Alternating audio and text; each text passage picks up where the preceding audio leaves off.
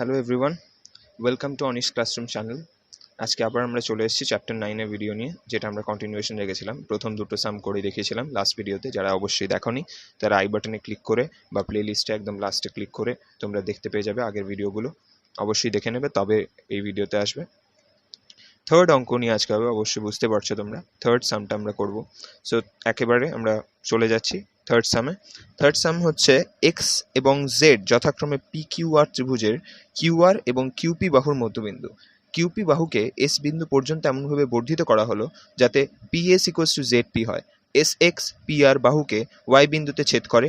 প্রমাণ করে দেখি যে P Y equals to 1/4 of P R. তার মানে এখানে যেটা দেওয়া আছে সেটা ইংলিশে আমি লিখে এখানেও মানে একদম কপি করে দিয়েছি যাতে বুঝতে পারো তোমরা যারা ইংলিশে পড়ছো। আর আমি যেটা বলবো সেটা বেঙ্গলিতেই বলবো, মানে বোঝাবো ওটা বেঙ্গলিতে। যারা অবশ্যই আমি বলে দিয়েছিলাম ইংলিশে বুঝতে চাও তারা কমেন্টে লিখে জানাবে। এখানে যে ট্রায়াঙ্গেলটা দেখতে পাচ্ছ তোমরা ভালো করে দেখো, এখানে এক্স আর ওয়াই এটাকে এক্স আর জেড এটাকে যুক্ত করা হয়েছে, বাকিটা ছিল দেওয়া। এক্স আর জেডটাকে খালি যুক্ত করা হয়েছে, কারণ ওরা যেমনভাবে কোশ্চেনটা বলেছে সেই অনুযায়ী আঁকাটাকে সাজানো হয়েছে, আর কিচ্ছু না। যেমনভাবে বলেছে শুধু কি করলাম, এক্স আর জেডটাকে আমি জুড়ে দিলাম। এবার কি করব প্রমাণটা করার সময়, দেখো পিকিউআর মধ্যে বলছে, পিকিউআর ট্রায়াঙ্গেলটার মধ্যে এবার তোমরা দেখো একদম চোখটা চলে যাও পিকিউআর ট্রায়াঙ্গেলে। পি কিউ আর, বুঝতেই পারছো কোন ট্রায়াঙ্গেলটার কথা বলছে। পি কিউ আর ট্রায়াঙ্গেলে এক্সটা ভালো করে দেখো, এক্স কার মধ্যবিন্দু, কিউ আর এর মধ্যবিন্দু। তাই যদি হয় জেড কার মধ্যবিন্দু, কিউপির মধ্যবিন্দু, বলে দিয়েছে তো এগুলো।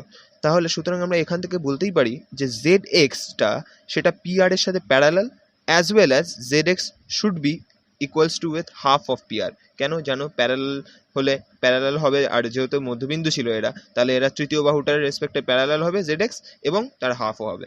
সেই জন্য এক্স্যাক্টলি আগের যে ফর্ম থেকে সেখান থেকে পেলাম। আবার বলছে এস জেড এক্স এই ত্রিভুজটাকে নিয়ে খেলতে। তাহলে এস জেড এক্স, বুঝতেই পারছো কোন ত্রিভুজটার কথা বলা হচ্ছে। এস জেড এক্স, একদম টপে এস আছে, তারপর জেড দেখতে পাচ্ছ, এক্স আছে। তো এই ত্রিভুজটার ক্ষেত্রে ভালো করে দেখো, পি হচ্ছে, দেখো জেড এক্সটা পি ওয়াই এর সাথে দেখো প্যারালাল।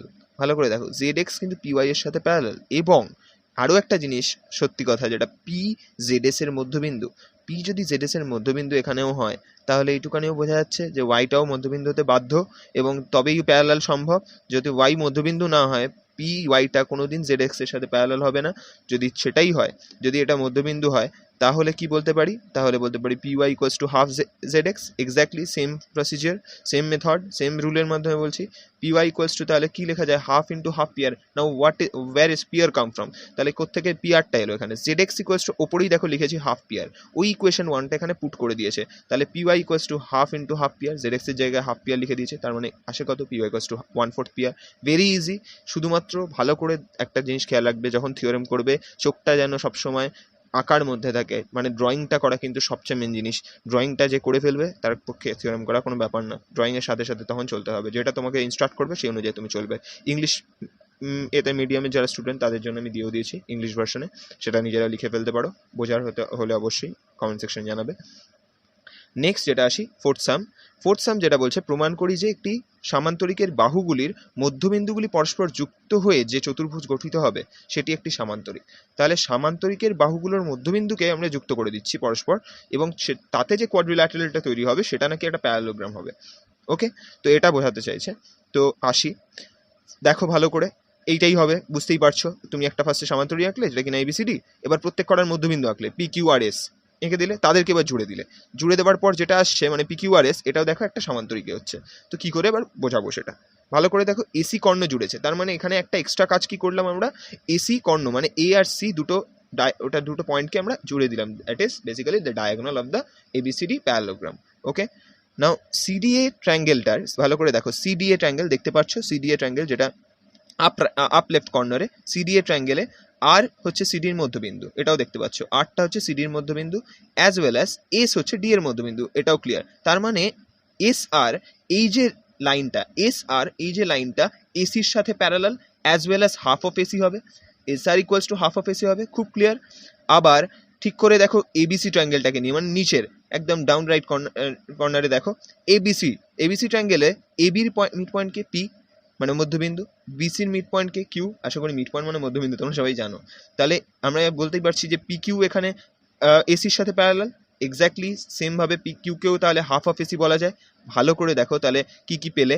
যেহেতু S R parallel to AC, দেখো যেহেতু বলছে S R parallel to AC and PQ also parallel to AC, ভালো করে দেখো এস আর যেহেতু এসির সাথে প্যারালাল আবার পিকিউ এসির সাথে প্যারালাল, তার মানে এটাও তো বলতে পারি যে এস আরটা পিকিউর সাথে প্যারালাল।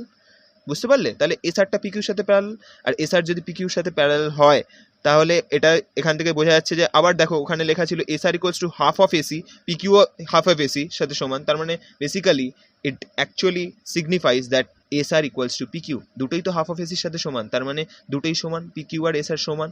যখন কোনো কোয়াড্রিল্যাটারাল মানে চতুর্ভুজের, সবসময় মনে রাখবে যখন কোনো চতুর্ভুজের দুটো বিপরীত বাহু সমান হবে এবং সমান্তরালে থাকে অবশ্যই সেটা কিন্তু সামান্তরিক তৈরি করবে।